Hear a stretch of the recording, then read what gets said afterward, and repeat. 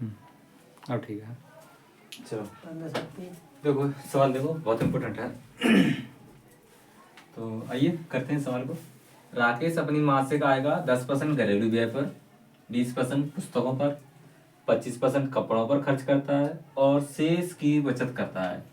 गिनती करने पर उसे पता चलता है कि उसे 16,083 रुपये की बचत हुई। तो बताओ मासिक आय क्या है? तो दोस्तों है ना, बड़ा इंटरेस्टिंग सवाल है दोस्तों। अगर आप लोग देख रहे हैं तो आपसे अनुरोध है कि आप हमारे चैनल को लाइक शेयर सब्सक्राइब जरूर करें। ठीक है, चैनल का नाम है ड्रीम सिलेक्शन क्लासेस। तो चलिए इस सवाल को सरल करते हैं, हल करते हैं। कैसे होगा? राकेश अपनी मासिक आय का 10% घरेलू खर्च पर, यानी घरेलू व्यय है उसका। तो कुल मिला के उसका पहले व्यय देखो, खर्च कितना कर रहा है। ये खर्च देखो, यहाँ पर 20 है, यहाँ 10 है और यहाँ 25।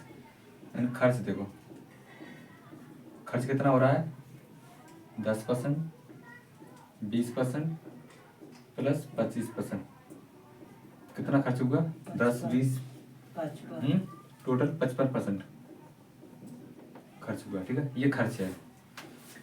इनकम उसकी मान लेते हैं, जैसे मान लो उसकी जो मासिक आय होती है, मासिक आय है 100 रुपये मान लेते हैं। ठीक है, और बचत देखो कितनी हो रही है। ये क्या उसकी बचत मान लेते हैं। जैसे मानो उसकी जो मासिक आय है, यानी कि आय 100% है। कितनी है? 100%। ठीक है, और ये क्या दे रखा है? खर्च।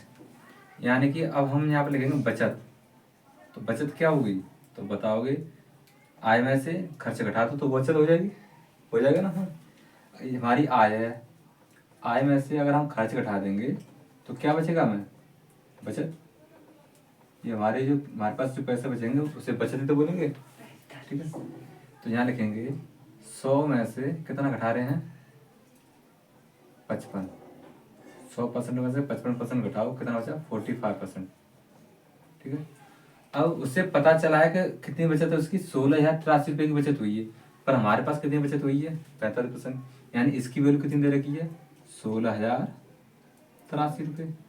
1% की वैल्यू निकाल लो।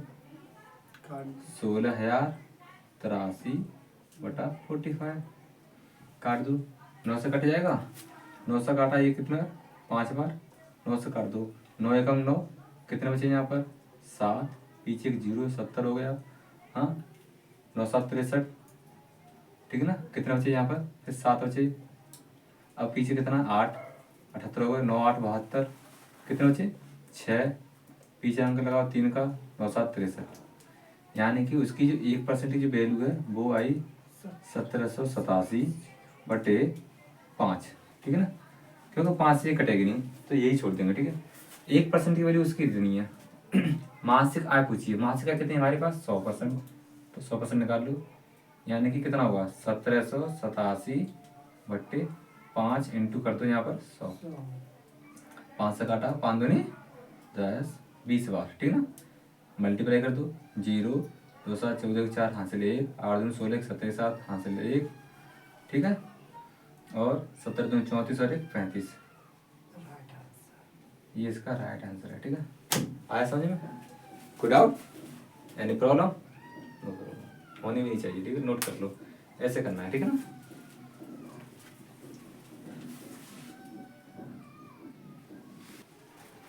सवाल पर ध्यान से पढ़ो। हाँ, ये कह रहा है सुधा का व्यय उसकी बचत से 175% अधिक है। उसके व्यय में 12% की कमी हो जाती है। 12% की कमी हो जाती है और बचत में 40.5% की वृद्धि हो जाती है। वाह, तो उसकी आय में कितने प्रतिशत की वृद्धि होगी? देखो, आय बराबर क्या होता है पहले तो ये बताओ। जो आय होता है, आय बराबर व्यय और बचत। व्यय बचत। व्यय प्लस बचत। बचत, यही होता है। ठीक है, इनकम हमारी होगी, उसमें से जितना भी खर्चा हो रहा होगा, ठीक है, जितने बचे होंगे उन सबको अगर ऐड कर दिया तो इनकम होगी हमारी। ठीक है, क्लियर? अब समझो, सुधा का व्यय उसकी बचत से, सुधा का व्यय उसकी बचत से 175% अधिक है। बचत मान लेता हूँ, सुधा की बचत है 100। कितनी है? 100 रुपये। ठीक है ना? इससे 100 कितनी? 175% अधिक है। इसका 175 कितना होगा? 175 होगा। अधिक बोल रहा तो जोड़ दो, कितना होगा 275। 275 क्लियर? 40 और कर देंगे। इन दोनों को जोड़ देंगे तो इनकम हो जाएगी, कितना होगा 375। कितना होगा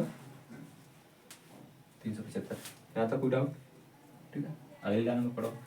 यदि उसके व्यय में 12% की कमी कर दी जाए, व्यय कहाँ है ये, 12%। हाँ 12% की कमी करनी है, ठीक है। अगर ये अपने आप में 100% है, 12% की कमी का मतलब समझते हो ना, यानी 88% वैल्यू कितनी जाएगी, 88% वैल्यू। ये डायरेक्ट 12% लगा रहे थे, घटा दो। और उसकी बचत में, बचत ये है, इसमें 40.5% की वृद्धि की जाती है, ठीक है। 40.5 यानी 100 का 40% निकालें तो 40.5 ही आएगा। ये इसमें डायरेक्ट जोड़ दो, ठीक है। सबसे पहले ये देखो, ये क्या है, व्यय में 12% की कमी। व्यय कितना 275, यहाँ लिखो 275। 12% निकाल लो इसका, 12/100 काट दो, 5 से काट दो या 25 से काट दो। 25 से काटे कितनी बार, 4 बार। 25 से काटा, 25 से कम 25, 2 बचे, 25 से कम 25, 11 बार। 4 से काटा ये 3 बार, कितना आया 11 3 33, कितना आया 33। यानी इसका 12% 33 आया। इस 33 को घटा दो इसमें से, ऐसे निकाल लो। या फिर डायरेक्ट क्या समझोगे, कितना आया 33 आया, ये 33 इस रुपए में क्या बोल रहा है, कमी बोल रहा है, तो घटा दो इसमें से। 33 से घटाएंगे तो कितना बचेगा, देखो माइनस कर दो 33, 5 से 3 हो जाए तो कितना बचा 2, 7 से 3 हो जाए तो 4, और यहाँ पर 2, 242, ठीक है ना। कितना बचेगा ये 242, ठीक। आगे देखो, और उसकी बचत में 40% वृद्धि, इसमें 40% वृद्धि बोला है।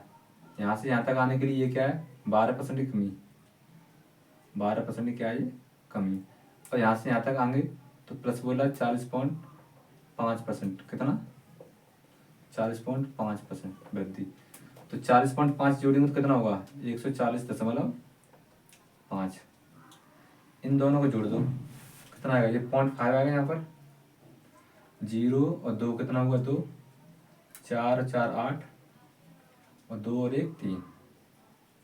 आगे क्या बोला है, उसकी आय में कितने प्रतिशत वृद्धि हुई। देखो पहले आय कितनी थी 375, अब कितनी होगी 382.5।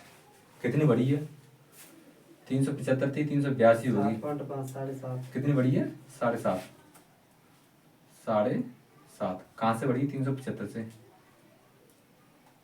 इंटू कर तो 100, ये वृद्धि परसेंट आएगा, क्या आएगा ये वृद्धि परसेंट।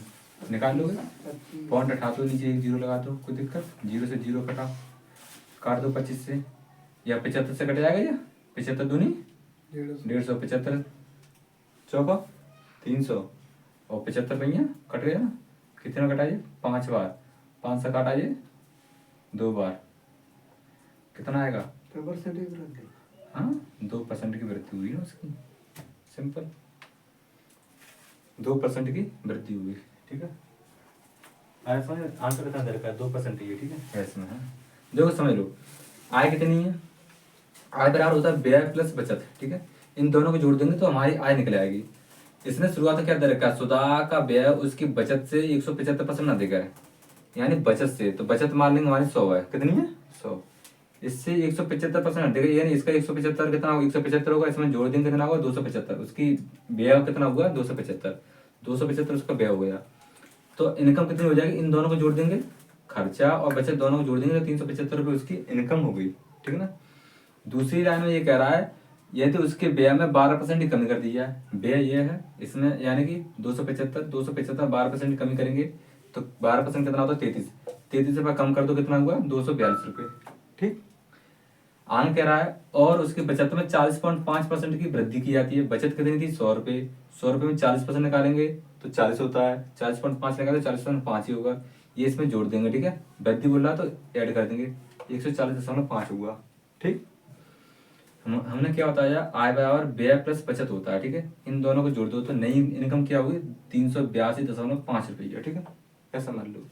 पहले 375 था, अब 382.5 है, कितनी की वृद्धि हुई तुमने बताया 7.5 रुपये, कितनी 7.5, कहाँ से हुई 375 से, 375 नीचे रखा, इंटू कर देंगे 100, पॉइंट उठाएंगे यहाँ पे एक जीरो बढ़ाएंगे, 0 से 0 उड़ा दिया, ठीक है ना।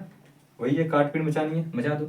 75 से काटा कितने बार कटेगा 5 बार, 5 से काटा ये 10 2 बार, तो 2% की वृद्धि हुई, ठीक है। ये इसका राइट आंसर है, ठीक है। ओके, आई होप समझ में आ जाए होगा।